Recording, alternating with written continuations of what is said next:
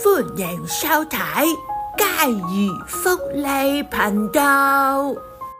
No， 呢一句係加拿大原住民史光米殊 Squamish 佢哋嘅你好。今時今日科技日新月異，資訊爆炸，老友記人人都有手機，屋企亦都會有上網，方便睇下電視，同埋同其他老友記聯繫一下。但係而家上網實在好貴啊，動輒都要100幾十，就算最平嘅都要80幾蚊。但係計劃入面嘅數據，其實好多時老友記都未必用得晒。好在聯邦政府喺2022年4月嘅時候提出咗一個新計劃，讓低收入家庭同埋長者每個月可以用20蚊嘅價錢享用一個高速嘅上網服務。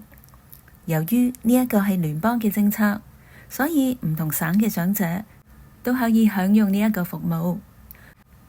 呢個計劃包括咗14個唔同嘅互聯網供應商。今日我哋會睇下 Telus 同埋 Rogers 呢兩間公司佢所提供嘅計劃內容同埋申請方法係點樣嘅。首先我哋睇下 Telus。 入到去網頁會有兩個計劃，一個叫做 Mobility for Good， 另一個叫做 Internet for Good。 其實佢哋都有提供一個優惠嘅電話計劃俾長者，不過睇返價錢其實就同我哋普通用緊嘅唔係爭好遠。不如返嚟我哋今日嘅戲肉啦，講返呢一個家居上網計劃。呢個計劃叫做 Internet for Good。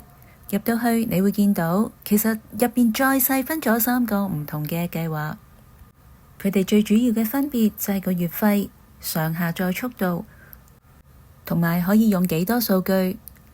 大家可以因應自己嘅需要揀返合適嘅計劃。我哋睇到最平呢個計劃係10蚊一個月，而佢一個月嘅數據係包300 G 嘅。喂，其實300 G 即係一個咩概念啊？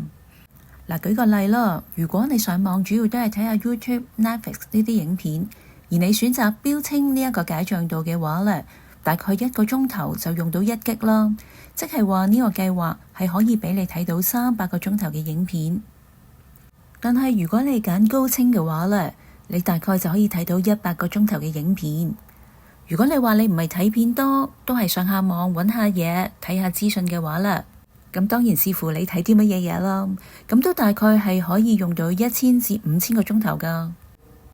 所以對於一般每一日都上網嘅人嚟講啦，其實300 G 咧已經係非常之足夠噶啦。好，返嚟講返呢個計劃咯。除咗佢每個月嘅數據用量唔同之外啦，其實唔同嘅計劃亦都可以連接唔同數量嘅裝置噶，包括手機、平板或者電視。而呢3個計劃呢，都係冇需要簽約，亦都冇任何嘅安裝費用。到底咩人先至有資格申請呢？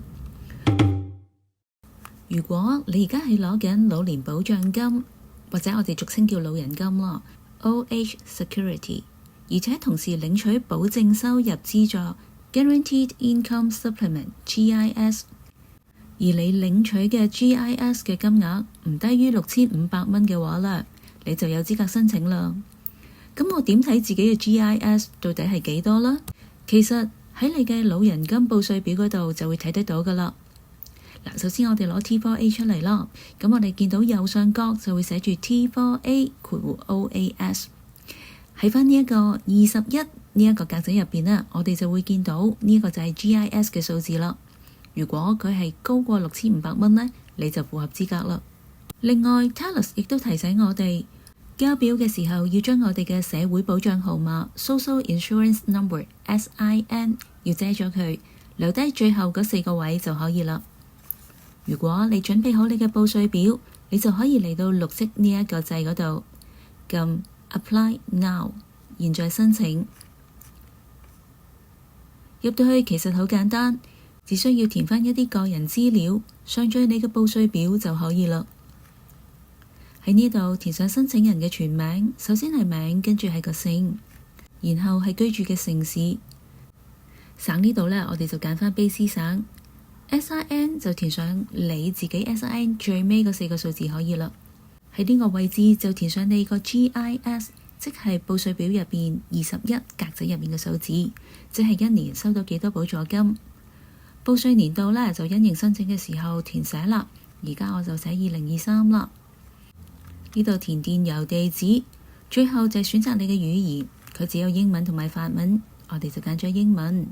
填好之後，記得剔返呢一格，表示你會上載你嘅報稅表，跟住就可以撳下邊綠色呢一個掣 Next 去下一步啦。第一步就係上載你嘅報稅表，咁你就揀返你嘅報稅表上載，揀好之後就可以上載，撳儲存 Save。跟住就係再下一步啦，嚟到呢個版面就可以撳遞交 Submit。成功遞交之後，你會見到呢個畫面寫住 Success 成功嘅字樣。遞交之後1個星期內就會收到電郵嘅通知，裏邊會有一個啟動密碼 Activation Code， 跟住指示打電話上台講返呢一個啟動密碼，再約師傅上嚟安裝就可以啦。跟住我哋睇下另一間公司 Rogers。佢嘅計劃叫做 Connected for Success。撳入去，我哋見到佢同樣有3個計劃俾長者去揀。呢3個計劃嘅分別，同樣都係個月費、上下載速度同埋使用嘅用量係有唔同嘅。價錢最平嘅一樣係10蚊，最貴都係35蚊。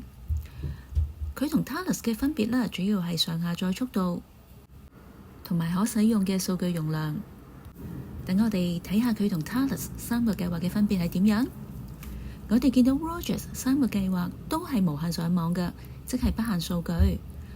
不過佢計劃嘅上下載速度就冇 Thales 咁快啦，尤其係上載嘅速度啊。當然選擇用邊間公司同佢嘅接收或者個人嘅喜好都有關係嘅。好啦，不如我哋講下點樣申請 Rogers 呢一個長者優惠啦。有返 Rogers 呢個網頁，我哋撳到嚟呢一度。我哋首先要睇清楚，到底我哋而家係咪喺卑詩省 British Columbia？ 因為唔同省份佢計劃都有所唔同㗎。如果你發現唔係喺卑詩省嘅話，可以喺上面呢度揀返自己嘅省。確認之後呢，我哋就可以繼續啦。嗱，呢度我哋會見到有6個選項，我哋就揀返呢個 GIS 適合長者嘅優惠計劃。入到嚟，我哋睇睇個申請資格，其實係同 Thales 一樣。只要你而家攞緊老人金，亦都同時有攞補助金嘅話，就符合資格㗎啦。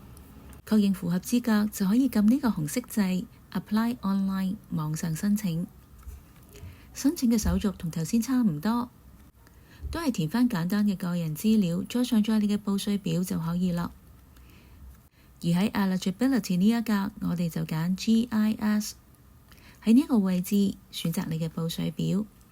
同樣 Rogers 都建議你要刪除你個 SIN 去保障返你嘅個人資料，而 Rogers 呢，直頭建議你係完全刪除整個社會保障號碼。你確認咗你刪除咗個號碼之後，就記得截圖啦。然後下邊呢一度就係講你申請咩計劃，咁你可以揀第一個上網計劃。有啲老友記可能英文唔係咁好，或者想揾人幫手做個申請，親戚、朋友或者我哋家宜中心嘅同事都可以㗎。喺呢一度你可以填上代表你嘅人嗰個名，屬於咩機構同埋佢嘅聯絡電話號碼。Rogers 就會聯絡呢一位授權人去幫你處理嘅申請。填好所有資料之後，就可以撳呢一個紅色掣 Submit your application， 遞交你嘅申請。Rogers 喺收到申請後3個禮拜內就會聯絡你㗎喇。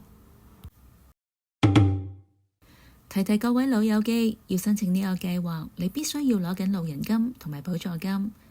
攞老人金嘅資格就要喺加拿大住夠10年，所以如果未住夠10年，或者只係剛剛滿10年，啱啱開始攞老人金而未有報稅表嘅話呢，咁你暫時就未合資格，要再等一等咯。第二樣要注意嘅地方就係申請完成之後，長者會攞到一個啟動密碼 Activation Code， 下一步就要打電話去熱線。好多時我哋首先會揀中文熱線啦，不過中文熱線呢，有時就話佢做唔到呢一個計劃，就要長者打返去英文熱線。對於唔識英文嘅長者嚟講，就會覺得比較困難啊。處理方法可以揾一個識英文嘅人幫佢打，又或者隔一段時間再試下打中文熱線，因為我哋嘅經驗試過喺中文熱線裏邊有職員願意特別去幫我哋做呢一件事。最後一個唔順利嘅經驗就係我哋打電話去熱線嘅時候，熱線嘅職員話我哋上網線已經滿咗，唔能夠安裝。咁我哋唯有再隔一段時間又打去熱線啦，發現事情又可以順利解決喎。所以遇到有任何困難嘅時候，大家唔使氣餒，可以同我哋嘉怡中心嘅職員傾傾，又或者試多幾次，總會成功㗎。好啦，今集嘅長者福利就講到呢一度，記得留言、讚好、分享同埋訂閱。我哋下集再介紹多啲福利畀大家。拜拜。